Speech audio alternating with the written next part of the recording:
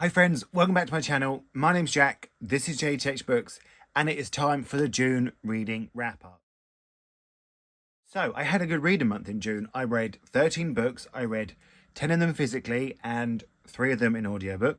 Altogether, I read 4,072 pages. That's not a bad month. That is not a bad month. I'm quite pleased there. I don't know how it happened and I don't know where it all came from, but I'm not going to complain. But I will say, if my TBR was here, I went over there. I don't know what happened. If I just looked at a book that I fancied, I read it. The TBR sort of did get done. Maybe 1 or 2 got missed off, but I just added extra. Honestly, if I saw a book that I wanted to read, I read it. I lapped it up.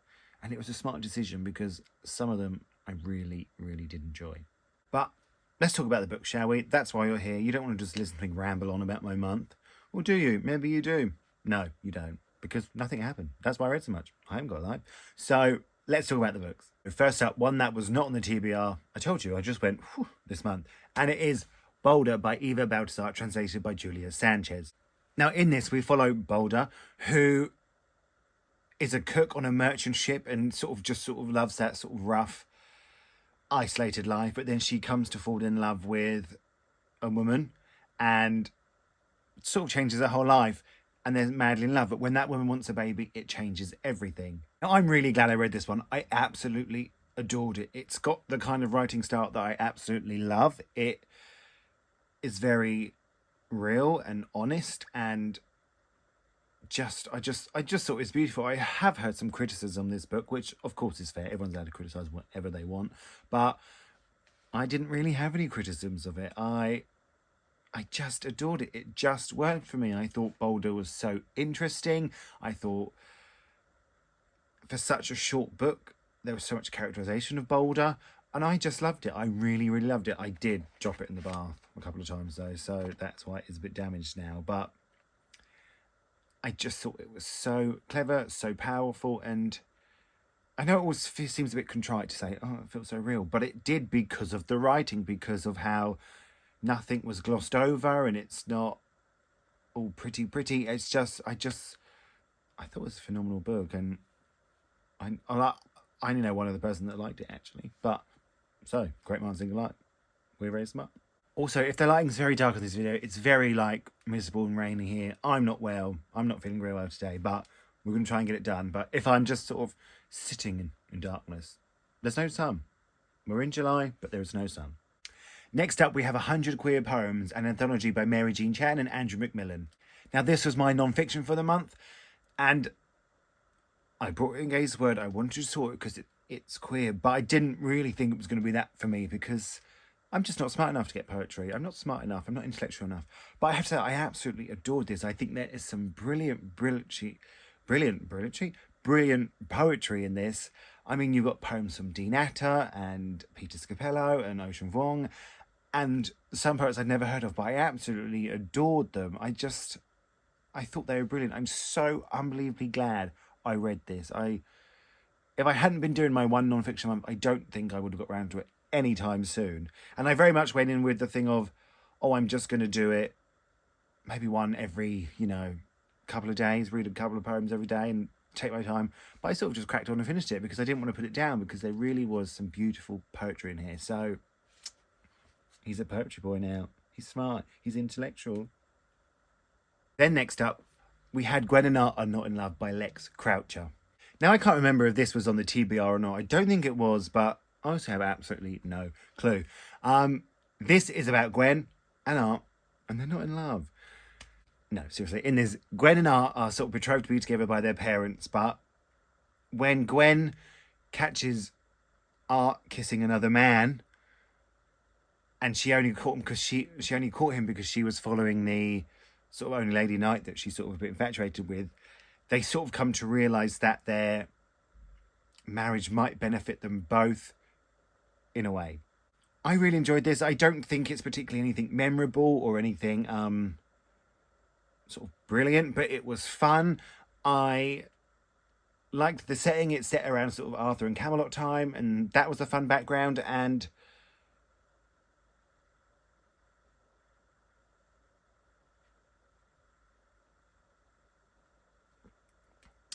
What I really liked about this is sort of the growing friendship of Gwen and Art. That was sort of the best bit about it for me. I enjoyed their romances and, but they sort of felt like a side piece of romances to the friendship, and it's nice to watch that grow.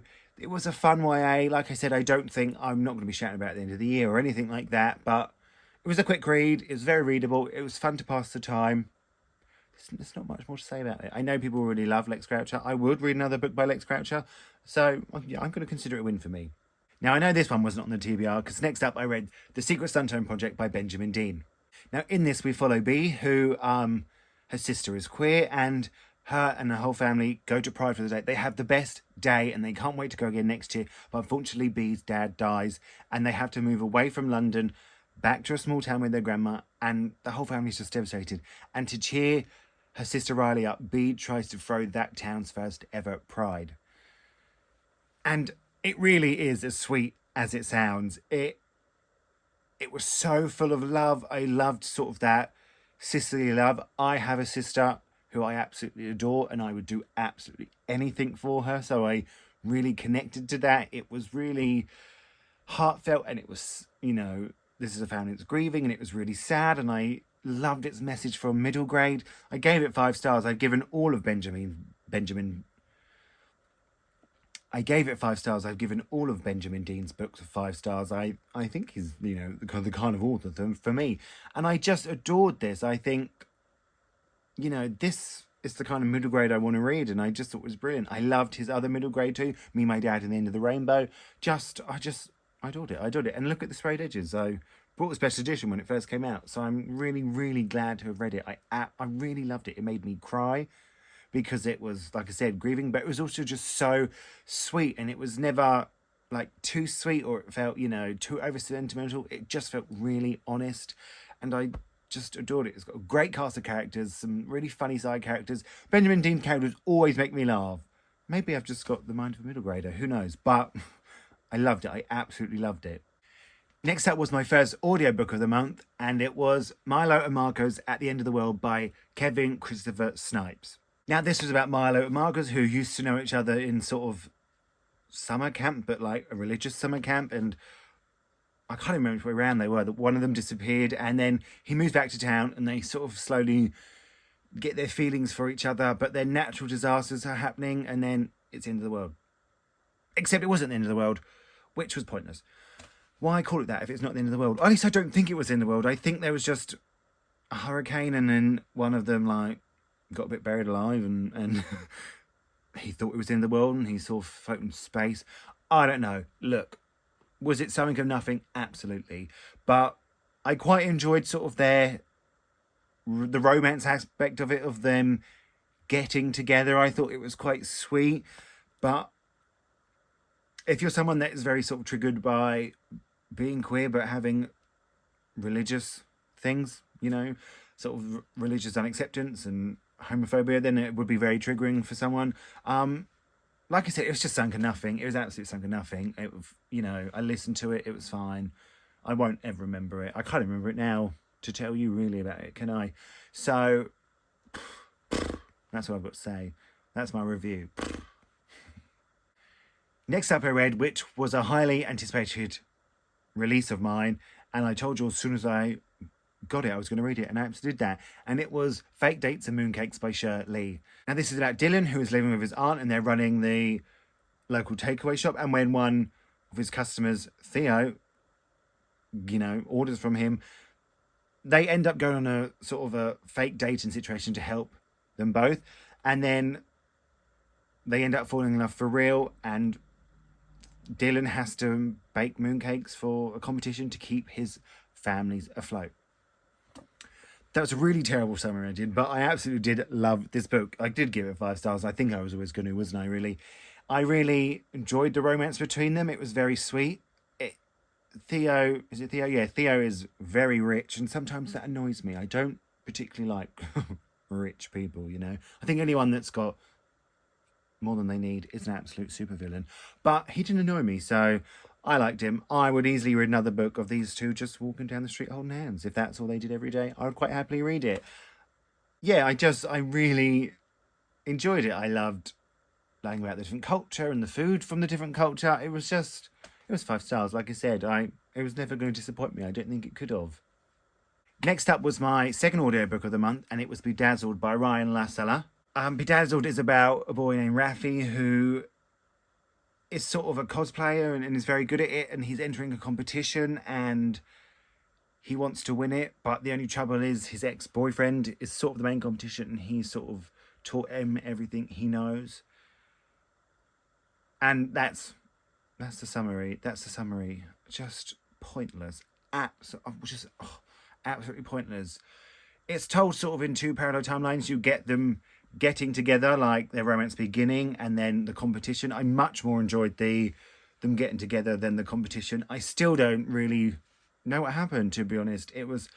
I just thought it was really boring. It was I told you I was in a bad mood in May, and it turns out I was in a bad mood in June. It was just boring. I don't see the point in it. I don't understand how people are giving it such high ratings. It was just... I just don't know what the point was. I will never ever remember what this book is about. That's what I'm going to say before I actually get too harsh. It was just pointless to me. Next up, I read Bellies by Nicola Dinnan. Now, in this, we follow Tom and Ming, who meet on a university night out and sort of fall madly in love, and it's very sweet and it's very real. And then Ming begins to transition into a woman, and it's just how it affects them both as people and their relationship, and how they both sort of try and do things for each other and try and do the right thing for each other and try and do the right things for themselves. It's really, really interesting. It's really heartfelt. There's, a moment in the end that sort of made my heart drop and it made me feel things. What I will say is it's a bit gappy in the sense that there is time jumps where instead of exploring the things they go through, you're just told about them. Now, I don't mind that because I think where it's dual perspective from Tom and Ming, you were sort of getting enough information to cover you through it, and I thought it was quite an interesting way to do it. But I feel like that might not be for everyone. But I just adored it. I thought it was brilliant. I thought it was beautifully written. It's a debut, but I think it's a really strong debut. It just has so much to say about transitioning and what it means to be around a person who transitions, and I just loved it. I needed this book this month, after that crap audiobook. I thought it was a phenomenal piece of fiction, actually. I think it's sort of literary fiction at its finest, and I loved it. Then next up, I read Who Could Love You, Asta Price by Amy Jane Lehan. Now, in this, we follow Asta, who has a very tough life at home, and her mum is an alcoholic and is abusive and sort of a former self-harmer, Asta is, and then when she goes on a date with a boy she thinks she likes, SA happens, and it's then about Asta sort of trying to deal with that and come to terms with everything in her life. Before you read this, absolutely check the trigger warnings. It deals with a lot of hard things, but they're things people absolutely deal with, so, I believe they should be spoken about, and Amy speaks about it really honestly and very heartfelt and very brutal. It's a difficult book to read, but I sort of mean that in the best sense.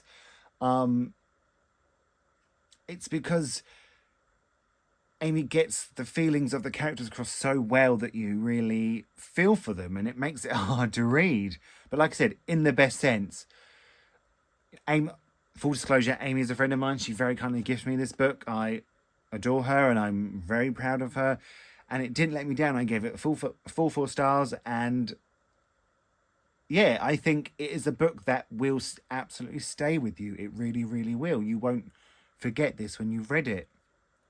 And also, I really liked the friendship between Asta and her best friend. I thought, where it's a heavy book, that had some really light moments in, and it was needed. And I just... What a powerful book. What a powerful young adult book. Where I think you read some adults that sort of just skim and gloss over everything. This one doesn't. This is going to give you depth and powerfulness, and I really, really enjoyed it. And it is out in August. And then I read Which the Book You Voted For this month, A Little Bit Country by Brian D. Kennedy. Now, I won't go too much into this because there is the full vlog on the channel. I'll link it down below. But I absolutely adored it. I absolutely adored this book. You always pick such good books for me, and I'm so grateful. If you want to vote still for the TBR video this month, for the book I read this month, there's still time because I haven't started reading it. So I'll link that down below too. I just loved it. Loved it. Give me the country music vibes. Give me the queer vibes. Give me the joy. Give me the love, romance. Just, I loved it. I loved it. Like I said, I'm not going into too much detail because there's a whole vlog, but I loved it. Then I read, which was very kindly gifted to me by Book Break, is Learn by Heart by Emma Donoghue. Now, this is the story of Eliza Rain, who is the only Indian girl at a boarding school in the 1800s, and she feels very much alone there until Anne Lister. I think you all know who Anne Lister is, sort of the first openly queer woman in Britain, and it's about the two girls falling in love at this boarding school. Now, the first half of this novel is very much sort of just Eliza and her sort of group of friends at school, and there's a lot of names, and it's very, you know, a lot to take in, but you are getting to know Eliza and what it's like to be the only Indian person at the school and her situation of coming over. It's very, very interesting. And then, for me, when the novel really took off was when Anne came in and they met and their relationship begins to grow. I really thought it was really beautifully done. It felt very new between them, and I think the author really got that across, and I think the author really captured that first love. And, you know, I'm not gonna lie, it made me cry. I was on a train up to London and it made me cry on the train. Just because the ending was quite heartbreaking. And, you know, it was also based on a true story and there's letters throughout, but there was also just some beautiful writing at the end that made me cry. And this is sort of, I'll show you, that's the cover. That is the cover, but it's got this little flat thing on. But I would absolutely recommend this if you love historical fiction, or if you're, you know, a fan of the Anne Lister Diaries or the Gentleman Jack TV show. This is another sort of take on it. And the author's note at the back I thought was really, really interesting too. And it sort of gives the timeline and their real stories. And I really loved it. I gave it 4 stars. I really did enjoy this one. Now, next up was my last audiobook for the month, and it was Everything for You by Chloe Leese, I think one of them.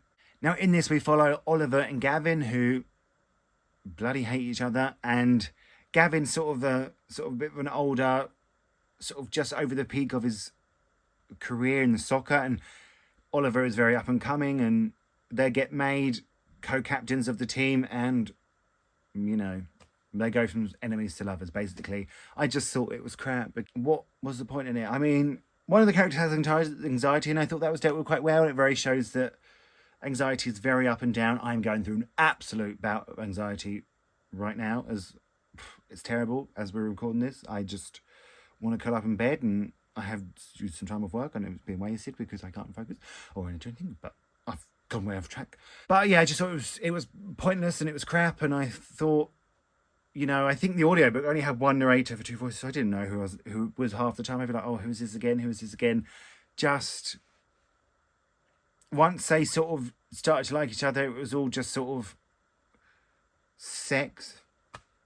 It was all just sort of sex. They were just having sex, and then it was like, oh, we'll play a game of soccer and try and win, shall we? And then, oh, he's won. Let's celebrate by having some sex. I just thought it was absolutely pointless and nothing original, and it wasn't attention grabbing. It just, what I think this proves is I need to change the audiobooks I'm listening to. I really thought I would just listen to audiobooks that I've been kind of interested in but not interested enough to buy, and I just thought, oh, maybe sort of some light romances but they're obviously just not for me. They're not for me. I'm gonna have to either stop listening to audiobooks or totally change what I'm listening to, because I just pointless, something and nothing. I feel sorry that people wasted their money on this book. And then lastly for the month, I read Never Was by H. Gareth Gavin. Now, I'm just going to read the back to you for this one because I wouldn't even know how to begin to explain this one. Daniel sits on a cliff top in the aftermath of a party at Finn's mansion, looking out over a junky sea. Daniel's not sure why they're there or who Finn is, even though Finn seems to be somebody famous. To find out, Daniel must tell Finn the story of their childhood, going back to a small salt mining town in the north, a visit from an estranged relative, and the life and losses of their salt miner father, Mika. Taking us from bus shelters to playgrounds to McDonald's, from the depths of a salt mine to a nightclub toilet, Daniel describes their world of soap opera sunglasses, newspaper clippings, and Princess Diana, steering Finn through events that led up to the great subsidence that their town and mine that sustained it collapsed. As Daniel tells their story, they come to learn they're in a place called Never Was, a limbo for lost dreams and disappointments, a landfill for things that never came to be, but also a place of change and transition. This book was very intriguing. It was, it's the kind of book you really have to stick with because you don't know how it's going to end or what's going to happen, and it's very strange. I did give it 4 stars, but I think that's because I was so intrigued.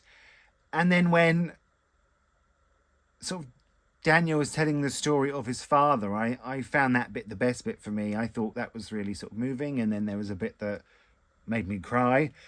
But this was really recommended by a friend, and he said it comes together at the end, and I think it did, but I just don't think I got it. I don't think I'm intelligent enough. I don't think I'm smart enough.